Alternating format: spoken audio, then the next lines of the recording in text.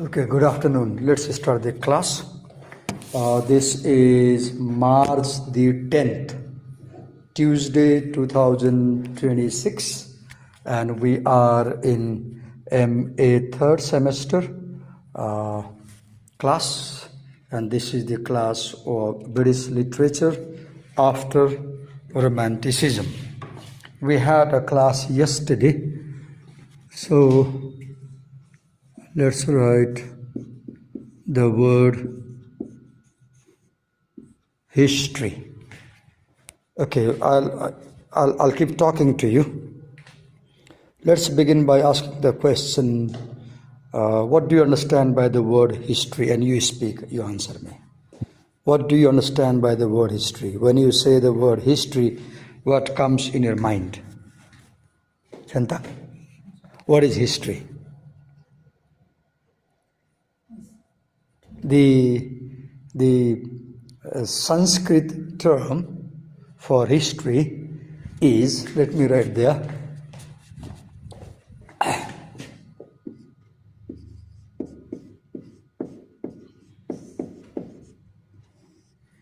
itihasa, right? If you break it down in Sanskrit, it is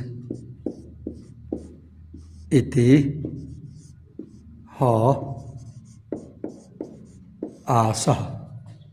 and it means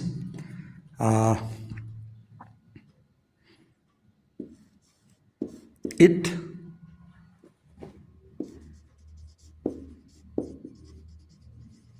happened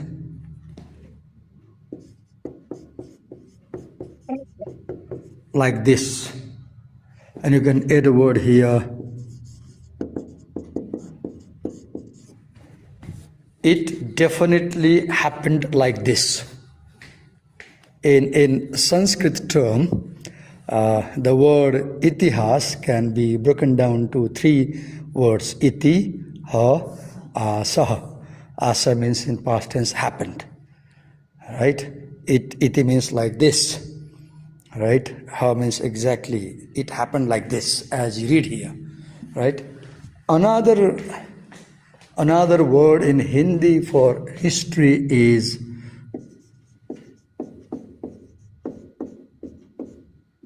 Purvayatan. So Purva means earlier.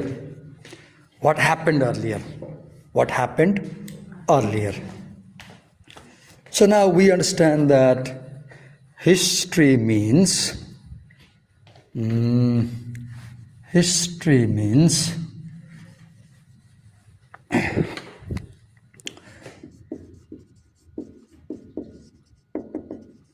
happenings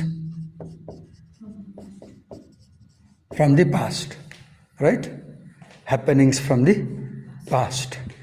Now, are we concerned about history in general, or are we concerned about a particular kind of history?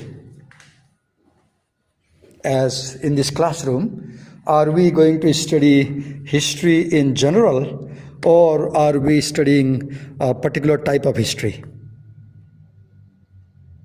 What do you think? Are we studying general history, like there is history department, as we have English department? Near the English department there is history department. So are we studying history in general, or are we studying history in particular? Particular. We are studying particular history. For example, we are studying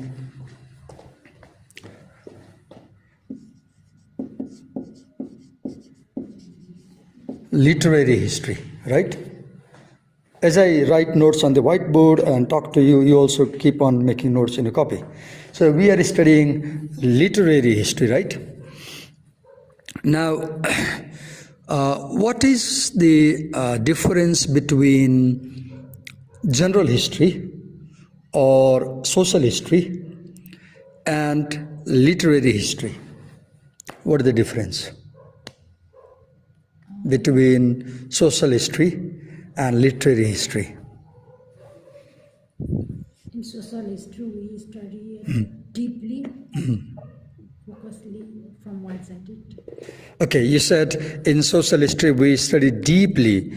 What do we study deeply in social history? Only about that Only about what? history content. Like, for example, in social history, we might study about farmers, about agriculture, about business, about kings and queens, politics, culture. If you pick up a book like Social History of England, it might talk about language also, farmers. It might tell you about the Great Plague, the Black Death, etc. But the social history book will not focus on one thing. What is that? Literature. It will not focus on literature. Right? It will not talk about books. It will not talk about authors. It will not talk about genres. It will not talk about movements and tradition. It will talk about society in general, right? Now, when you say literary history, what do you expect in literary history to find then? What do you expect to find in literary history that you think we do not find in ordinary history? What do you find in literary history? Now, to answer my question, I'll hand over the books to you. You just simply open these books quickly, have a quick glance. Any volume you open, you open the table of content, for example, and you try to answer my question.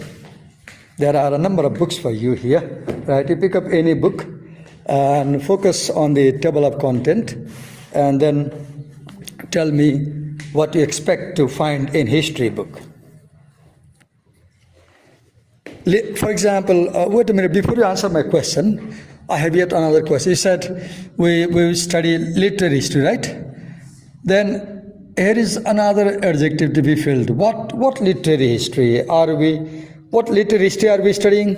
Can you supply one adjective here? English literary history, right? English literary history, right? Now, if you focus on your curriculum, there's one more adjective. What is that? British.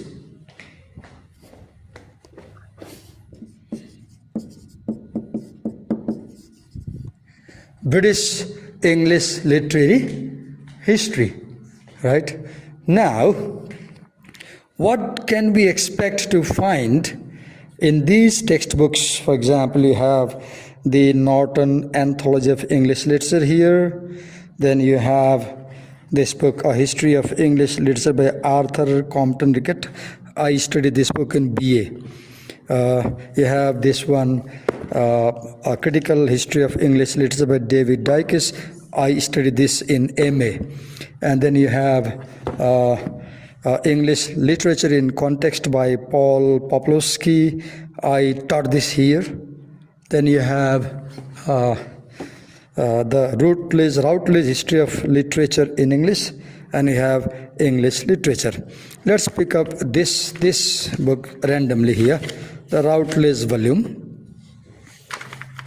So, what is the first heading? Can you read? What is the first heading? The Beginning of English. So, what do you think the chapter has? It talks about, see,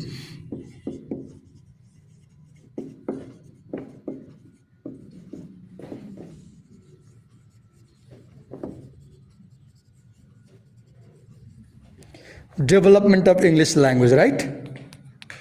You can expect to read about the development of English language. What is the next chapter? Old and Middle English. So when you say Old and Middle English, what does it mean? It means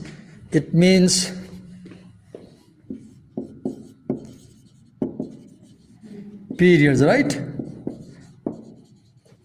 Old and Middle English. What else do you find? What else?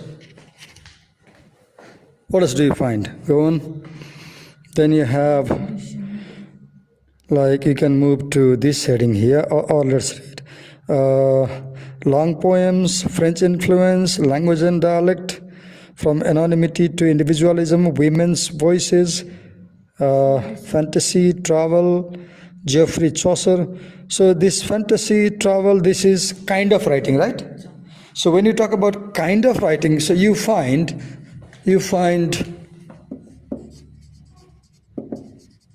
various genres of literature, right? Then you have some like Geoffrey Chaucer, names, right? Author. So next is you find authors, right?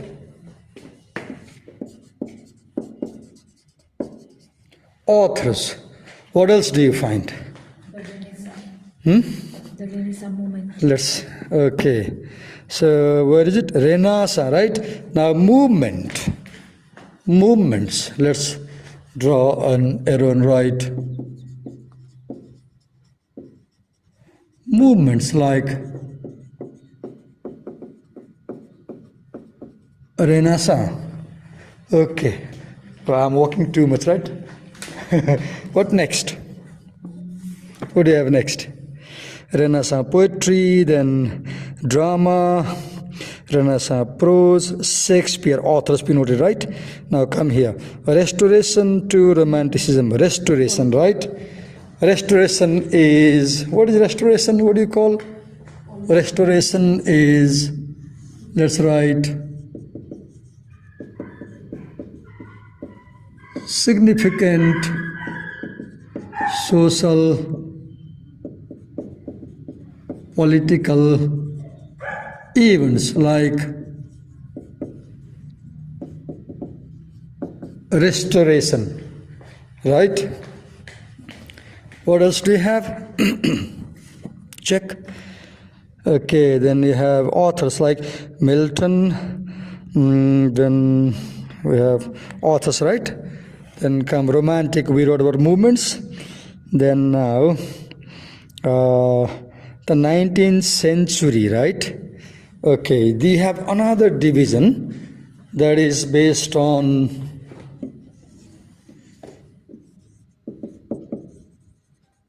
literary age or era.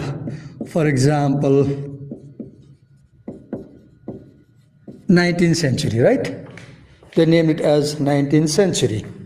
Okay, what is the next one? Next division? What their authors are? Dickens is there, Victorian thought. And Victorian, now look, your course book has the title Victorian literature, right? Age. And this one has 19th century age. Now turn the page. The 20th century, right? Now when you, let's also talk about the Victorian era. The division is, okay.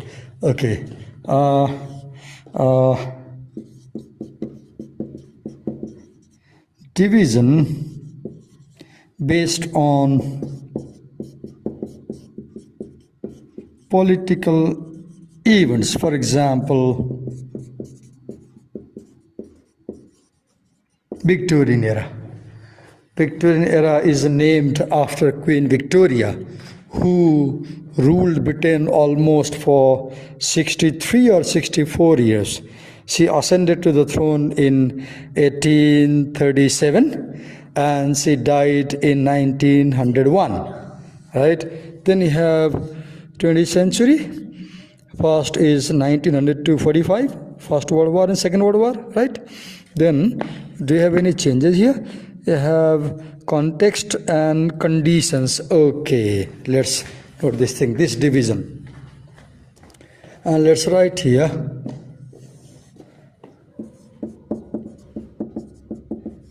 Division based on social context and condition, right? What else do we have? Let's check. Then you have 20th century and also there, then 20th century second part, 45 to the present, right? Okay, now let's close it here and throw it and pick up another book, this one, and see if there is something different here.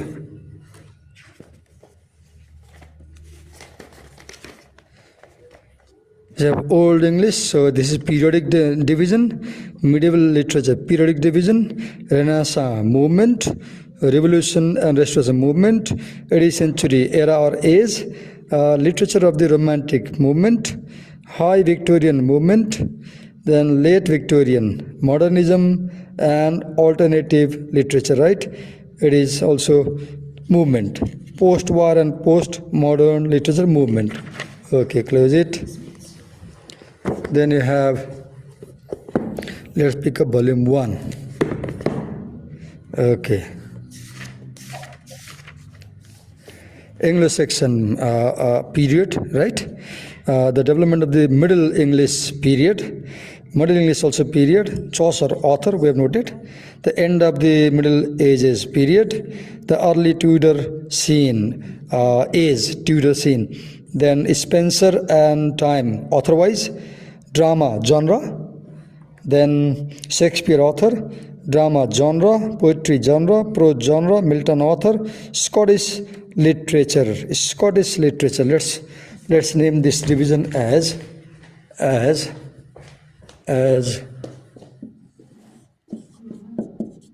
Scottish literature can be division based on region, geographical region. Scottish literature or a division based on geographical region, right? Then Restoration we noted down, event. The Augustan age, Defoe, Swift. Poetry, genre.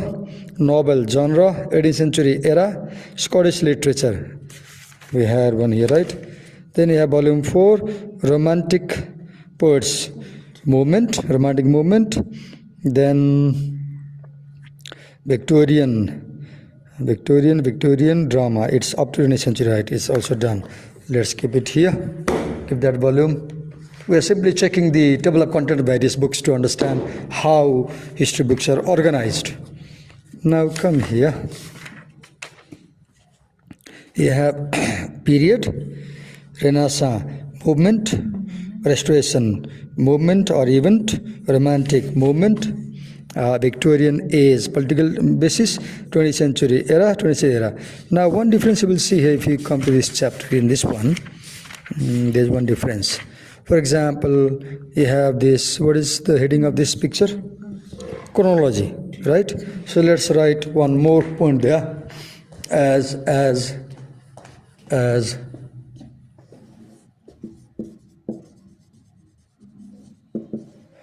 chronological division,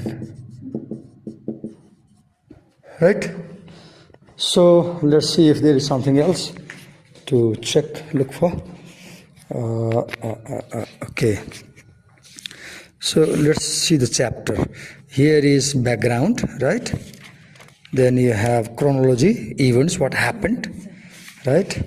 Chronology, what happened. There is date and event happening. And then look how long. The events are quite important. Then historical overview, right? Then you have after historical overview,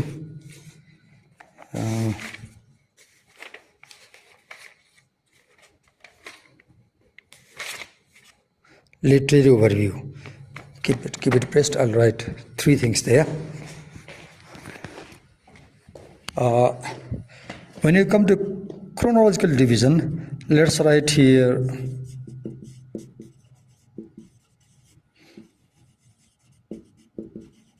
historical overview. Let's write here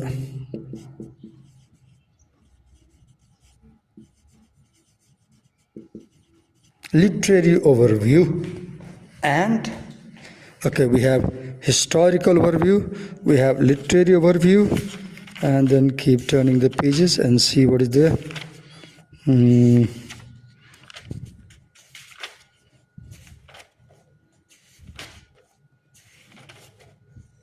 Text and issues. Okay.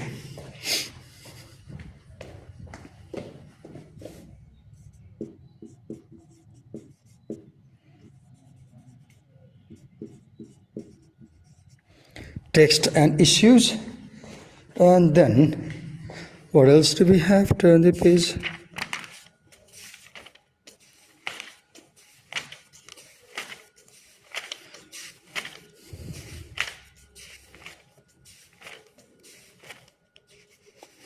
Readings, right? Readings.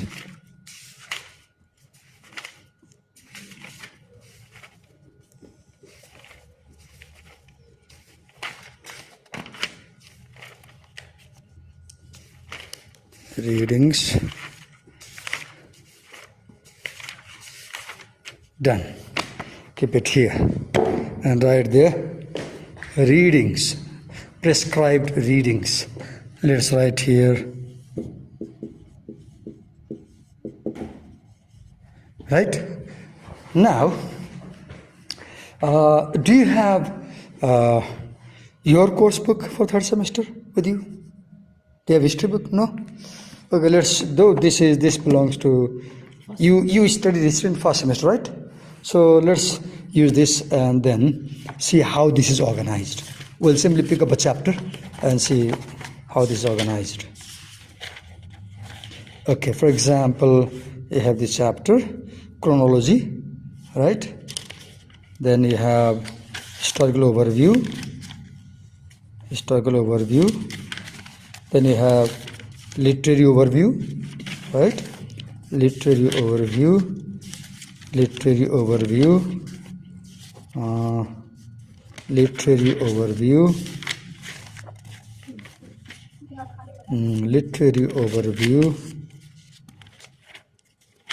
Keep pressing it. Middle Ages, English section literature. Now you have text, right? Yes. Now, there is one big difference between all these books we reviewed earlier and the book prescribed in your course. Before we talk about that big difference between the book in your course and the other books, let's quickly review the content of this textbook also by Arthur Compton Rickett and see what is there. We'll quickly scan the table of content. What do we find here? Middle English period, right? English literature in the making. Then the English Renaissance, right? Or what is that? Renaissance? Yes. Then the Age of Dryden, based on author, right? Authors. Then the Age of Johnson, based on author. The Romantic Revival, the Victorian era. The Victorian era continued, the American literature, and present day tendencies. In now, one new thing you find here: tendency, dividing literary history based on literary trends and tendencies. Okay, I give you 5 minute time. In 5 minute time, you note the whole whiteboard on your copy. Note it down quickly. In 5 minutes, you just note down what is there. In the same way as I have made. Just copy as it is given there. Then we'll talk.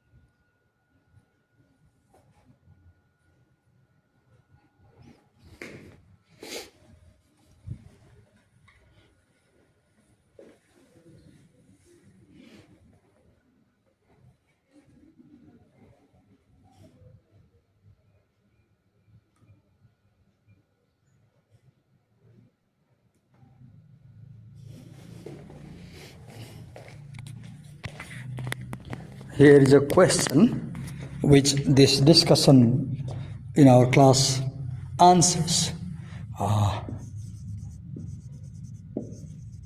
In an essay, briefly describe how literary history is structured and organized. This is the question which our previous half an hour discussion answers. So the assignment, this is an assignment, that question assignment.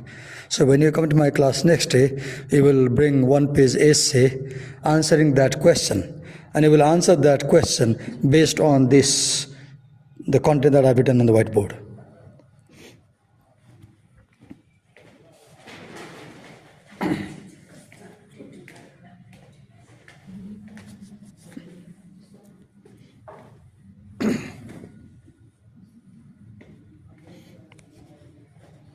Done? Did you note down? Can I erase it? Okay.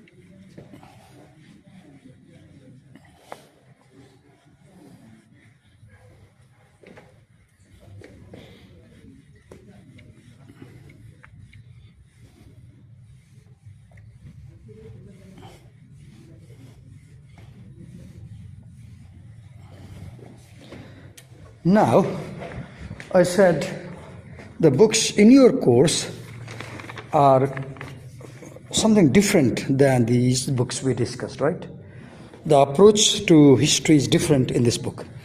We do not have the course book for the third semester. We have for the first. I'll open the third semester book on the screen, okay? And we'll discuss. But before I open the screen, let me write here the name of the book.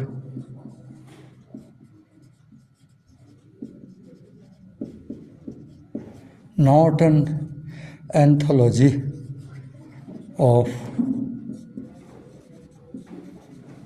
English Literature. As I write on the whiteboard, your job is to copy what I write on the whiteboard. In a note copy, you will copy, right? Okay. Let me open the book for you.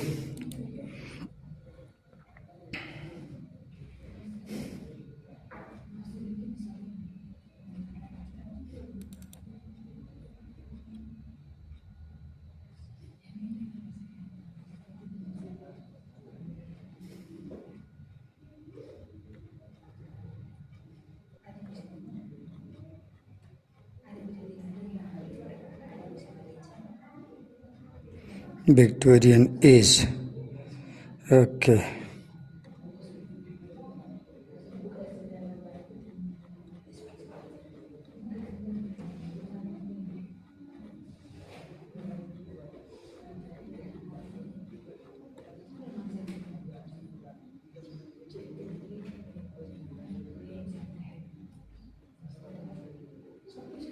Okay. So on the screen, you can see the first chapter from your course, right? So how is the book organized? Let's write here.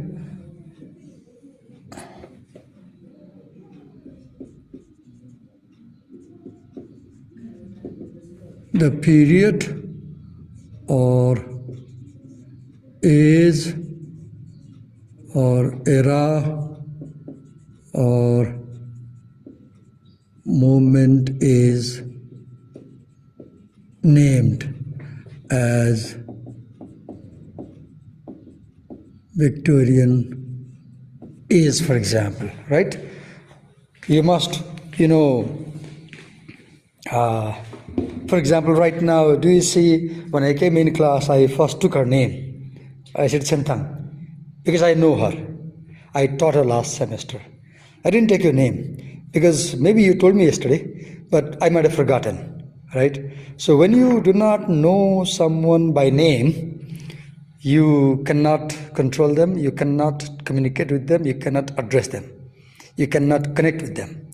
But when you know people's name, there are many ways to control, communicate, and know about the item thing, right? So the first thing we do is we give a name to something, a phenomenon. If you do not know the name of phenomenon, it doesn't exist for you. You say moon, now you give a name. If you saw that phenomenon in the sky and you didn't know it's called moon, you won't be able to tell what is that. So naming is first thing, right? Then what is second thing? Below the head, what is given there? 1832, 1901. What is that? What is that?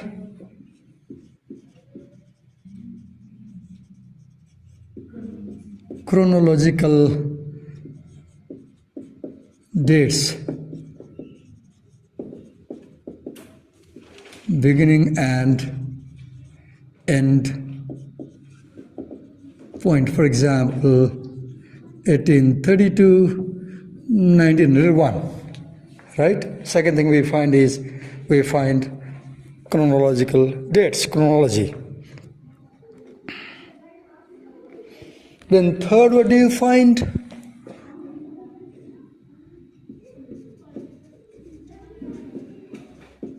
Chronology of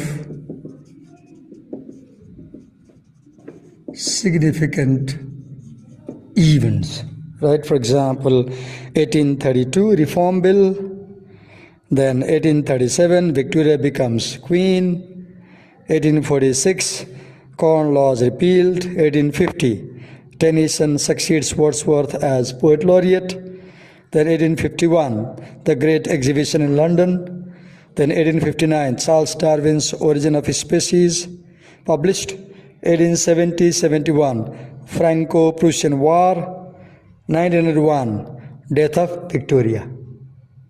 So do you see, this Norton anthology is organized around significant social happenings, political happenings like war, ascension of the king and queen, recall the change of poet laureate. Wordsworth was the poet laureate, then Tennyson becomes poet laureate, great exhibitions. So we have chronology, right? Then what is next? Move ahead. Then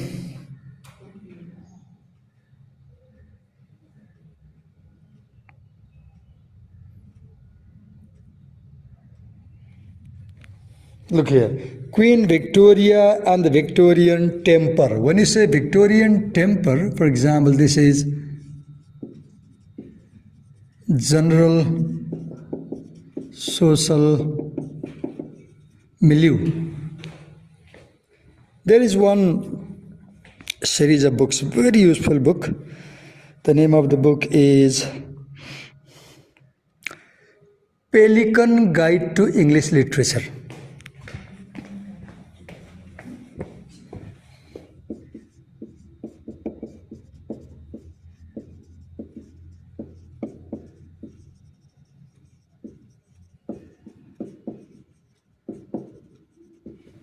I forgot to bring one volume. I thought I wanted to bring. The good thing about that book is, I will bring the chapter to you. In that book, before the age discussion starts, there's one chapter called Social Milieu. And in that chapter, the writer discusses the social background, cultural background, political background, economic background, before discussing literature. So you understand how was the society in this era. In the same way, here also you have that social milieu, social background, or let's write social, political, economic, cultural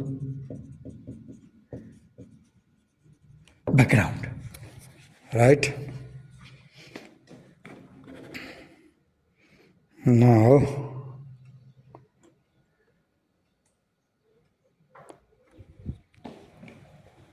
next is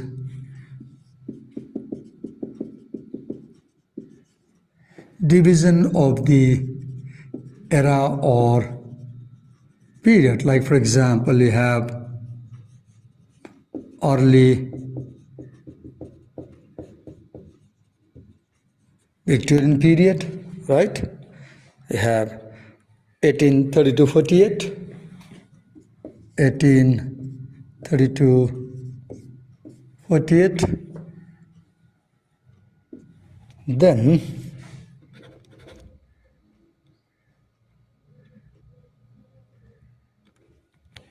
you have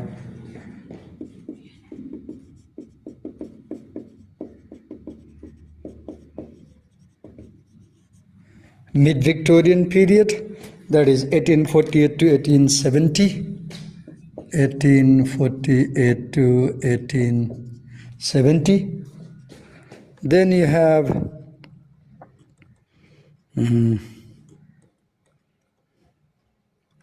okay.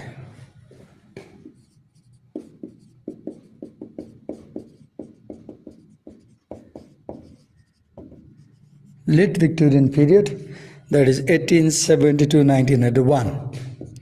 1870 to 1901, right?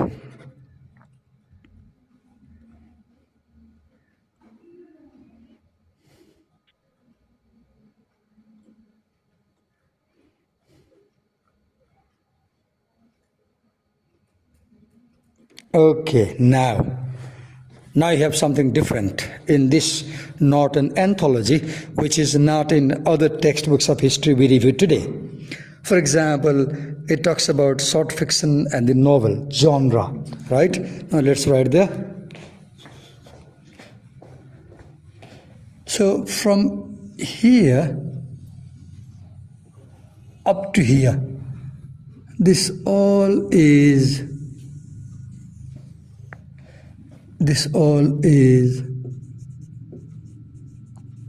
general introduction or background, right? Let's name this A. Now let's write B here. What is in B? Short fiction and the novel. Okay. Prominent literary genres of the period. For example, here we read about short fiction and we read about the novel. Can you name which novel is described as the first English novel? Daniel Defoe.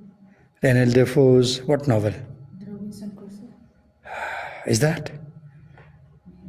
There was another one before that.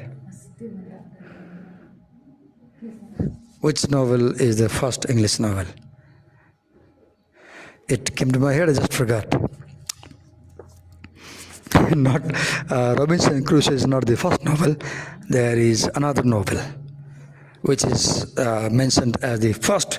You can just ask to Google or Gemini, name the first novel regarded, first English novel in British literary history, and see what you find.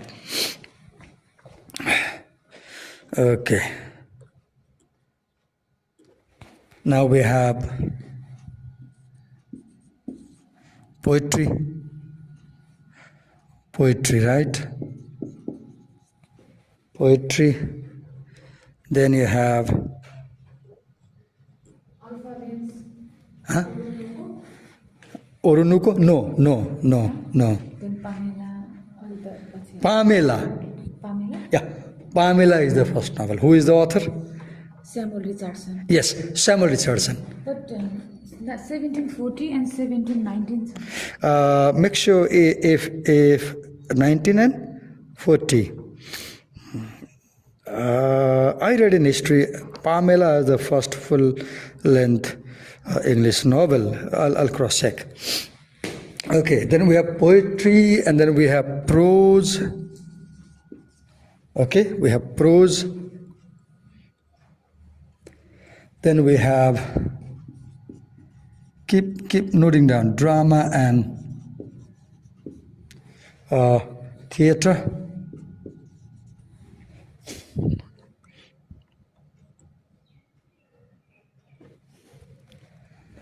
Now number C, we have texts and contexts, right?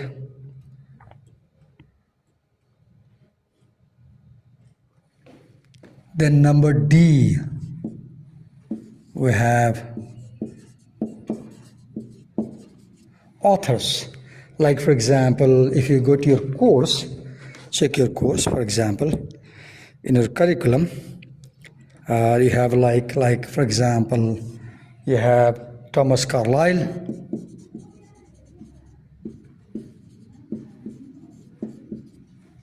then you have Tennyson, then you have Browning, then you have Bronte, then you have Arnold, then you have Huxley, then you have Rossetti, then you have Dickens, then you have Hopkins. Authors, right? And you have their texts. You have their texts. For example, you have The Evening, The Everlasting No by Carlyle, you have Ulysses by Tennyson, right?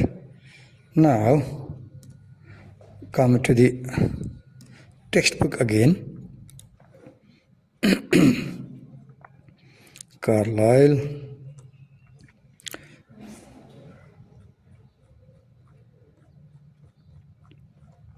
I'm just scanning the whole chapter today to understand how each chapter is organized so that we can prepare a format of reading study. Now I come to the curriculum.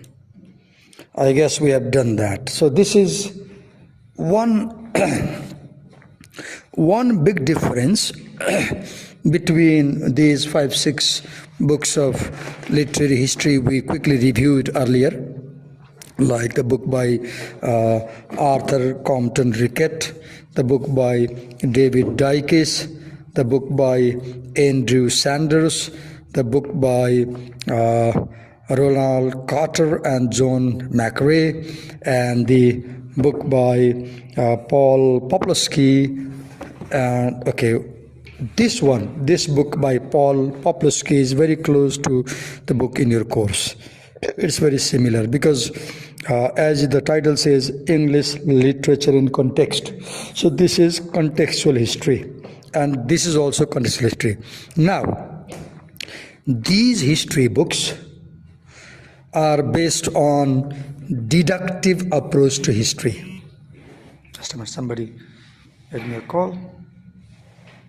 Oh, when you have, on, you see a lot of notifications, disturbing notifications, right? I should switch off the notifications. Okay, sorry. These books, like by Dykes and others, they present history with deductive approach. And this book, the Norton Anthology, presents history through inductive approach. What is deductive and inductive approach of history? In deductive approach, you read about movements first, you read about trends first, you read about background first, and you give more importance to the movements, trends, backgrounds, periods, right? Maybe authors.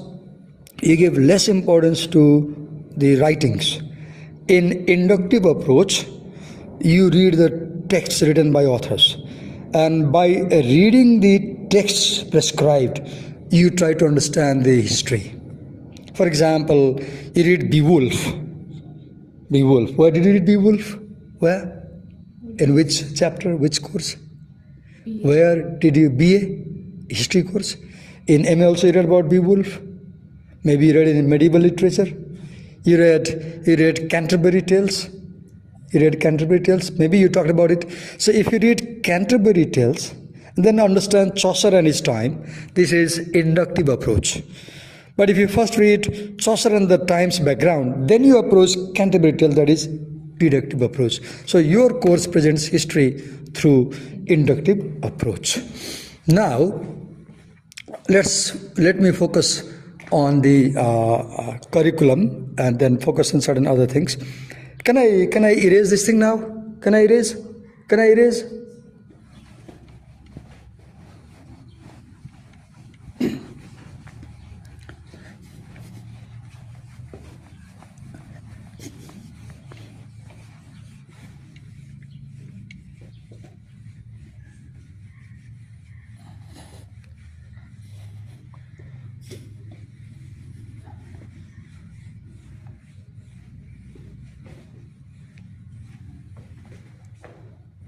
Okay, let's spend some time reading your course description and understand how our course aims to teach us history and how we're supposed to learn.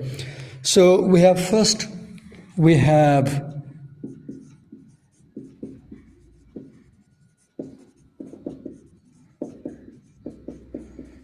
representative texts from diverse literary traditions.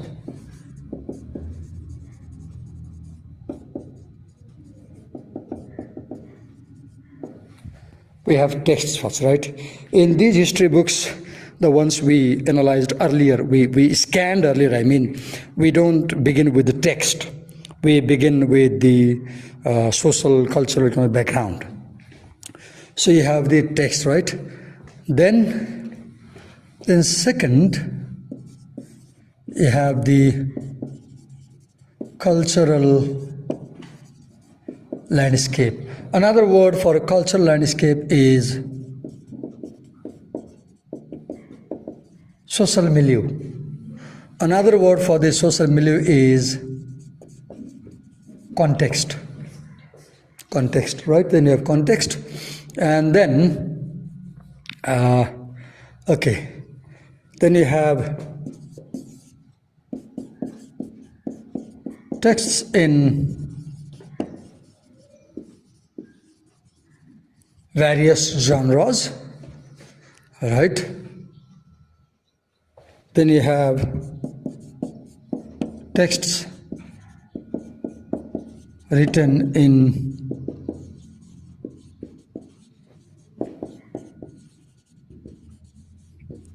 different literary periods, right? Then you have,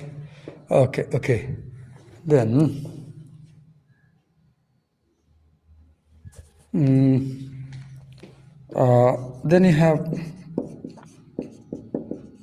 analyzing the texts in relation to the social, cultural contexts, right? And then one more thing you have is 4, 5, 6 is understanding texts in relation to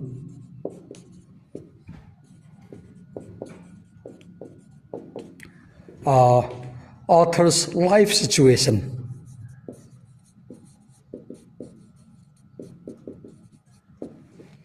Some biographical background. For example, if you're studying Hamlet by Shakespeare, so you also focus on Shakespeare's life background, and you try to understand why Shakespeare wrote that kind of play at the time, right? Okay. Then some more things. Let's focus on learning objectives in the curriculum, because that also helps us how we will read the texts. So first it says we will analyze the text to contemporary period, from a Victorian era to contemporary period. Okay, let me write here. Texts, give a circle, and then write, for example, historical and cultural significance. What is the historical and cultural significance of the text? Then write the context of the text, and then by context you mean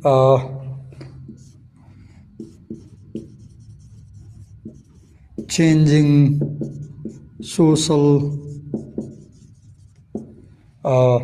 cultural, economic dynamics.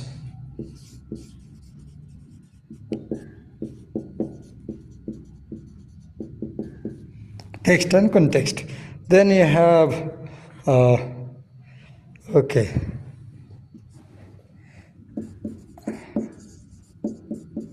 interplay between author's life and interplay between author's life and the work. Why? What is the connection between the poem and the writer? For example, if you read a poem by William Wordsworth, then you try to understand what life facts may be deduced from the poem. What can we know about the writer by reading the poem? Then, okay, evaluate, okay, then texts in various genres, texts from various movements, and okay, then how texts contribute to broader literary traditions.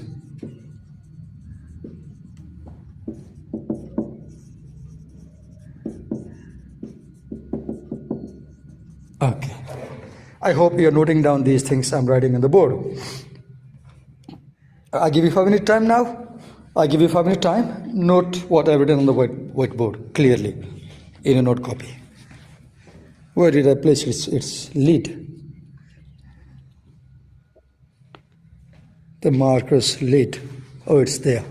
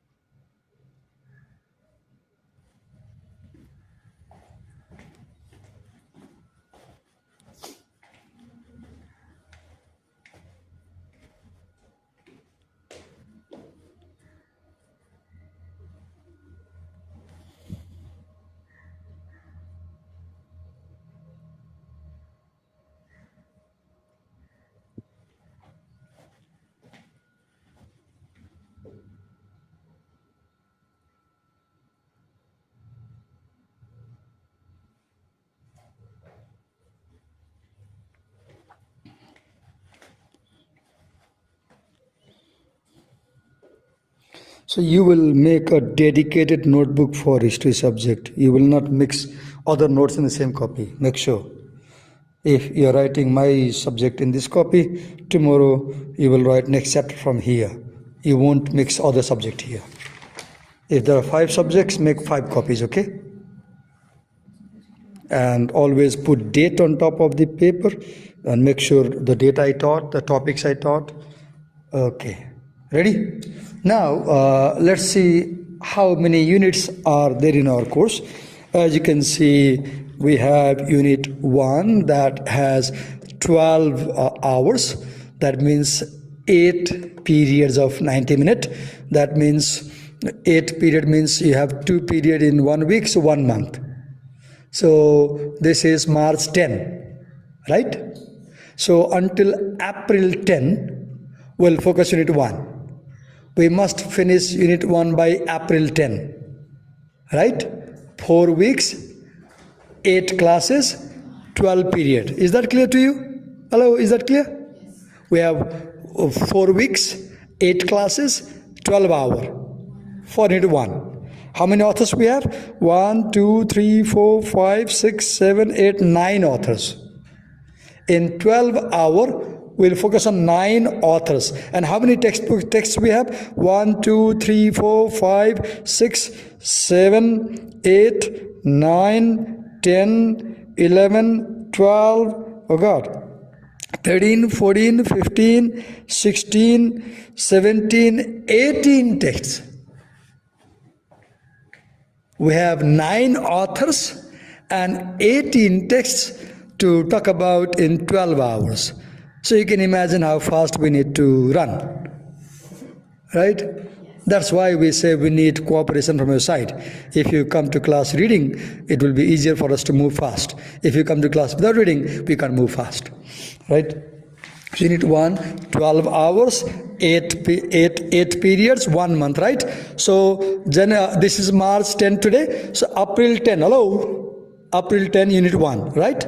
Now unit 2, 9 hours. That means 6 classes. 6 classes means 3 weeks. So 3 weeks means 21 days. So April 10 and 20. Whole April month, unit 1. Unit 2. End of April, unit 2. Note down, end of April, unit 2. We will complete unit 2 by end of April. Are you clear? We'll complete unit 1 by April 10. We'll complete unit 2 by April 31st. Or whatever it is. Then you have unit 3, 9. So by May 21, we'll finish unit 3. By May 21 days, 3 weeks, we'll finish unit 3. Then May 21, June 12, we'll finish unit 4. June 12, unit 4. Then June 12 and then July 3, unit 5. By first week of July, we'll finish the whole course. By first week of July, we'll finish the whole course. This is March 10, April 10, May 10, June 10, July 10, 4 months. In 4 months, we'll finish the whole course. By July 1st, today is, what is the Nepali date? Nepali date 11 गते. So today this is Phagun 26. So by Chait 26 unit 1. Then Baisak 18 unit 2. Then Jet 12 unit 3. Then Asar 3 unit 4. Then Asar 25 unit 5. By the end of Asar, everything is clear. Asar 6 4 months. You have exam then. Right? In a way, we are also planning the teaching course. Let's talk about the evaluation. So you have internal evaluation 40 marks, right? Yes. And then in that you have attendance, participation, presentation 10 marks. Then you have textual explication, research paper. So you will write a paper. Did you write a paper in first semester in history? So when you come to this class, bring your papers. I want to see what you wrote. Next class, bring your term papers from first semester. I will see how much you have done. That will give him an idea how you worked hard or how you studied. So next time, bring your papers. Okay, first semester. Okay, then how many marks for paper? 15. What is textual explication? You take a text and analyze. Then internal exam 15. Now external exam, how much? 60. So you have long answer question. How many questions will you get? 3. And how many will you answer? 2. Full marks? 15 is 30. Then you have critical reflection on excerpt from the text. You will get pieces of poems or stories or text. 15 marks, right? Short note, short answer question. 5 questions, 3 to answer. 15 total, 60. What is prescribed text? The Norton Anthology of English Literature. Which edition? 8th edition, volume F. But the one I opened, that is volume E. Then you have Norton Anthology of English Literature, volume E and F. Volume E and F. Okay, in a sense, we have come to the end of this introductory class today. Now I give a question to you. Write a question. In an essay,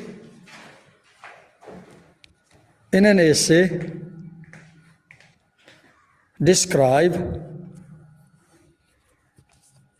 how the chapters in your history book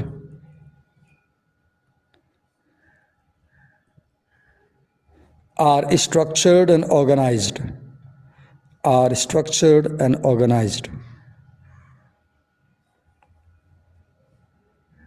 That's the question. The second part of my class today answers this question. Right? For example, before I close the recording, let me show you one thing. If you go to each unit in the curriculum, see here, every unit begins with context, right? Then you have text. So do you see this book approaches history by focusing on the context first, then text. Context, author, and then text. Context, author, text. This book approaches history as context, author, and text.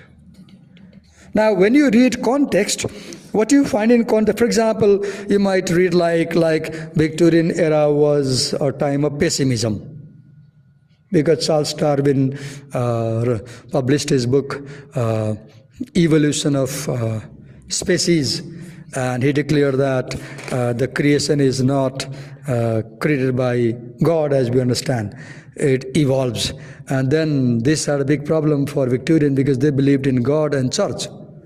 So earlier, whatever problem they had, they would call God. Oh, God, help me. Now, once you know there is no God, whom do you call for help? This brought a big pessimism. Moreover, there was industrialization, right? In Romantic era, the rural scene was changing into urban scene. Cities were growing, towns were growing, factories were being opened, steam engine was there, machines were being made. There was a lot of very, very fast technological development. And this technological development, it harmed human relations. The human relation broke down. And this led to pessimism. Now, which poems, which texts show this pessimism in that? That's the point.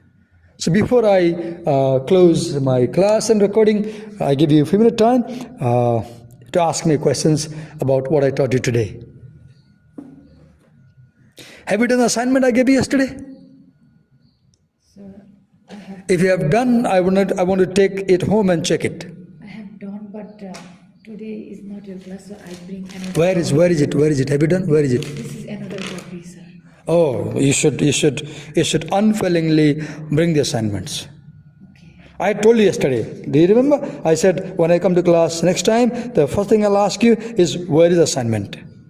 I have written that. So I don't know when we meet again, because you said your routine is in the making, so they will let you know. But if I meet tomorrow, If they give a call and I need assignment. I definitely. So do it tonight. Because because the routine is not yet finalized. So as you saw today, it was not my class actually, it was somebody else's class, and maybe the teacher was on a leave and I got a call and came. So I may get a call tomorrow also. Until routine is not finalized, there is uncertainty. I may come tomorrow, I might not come tomorrow. So but you do it tonight, and when I come next time, submit the assignment. Any questions? Shall we stop the class now? Thank you.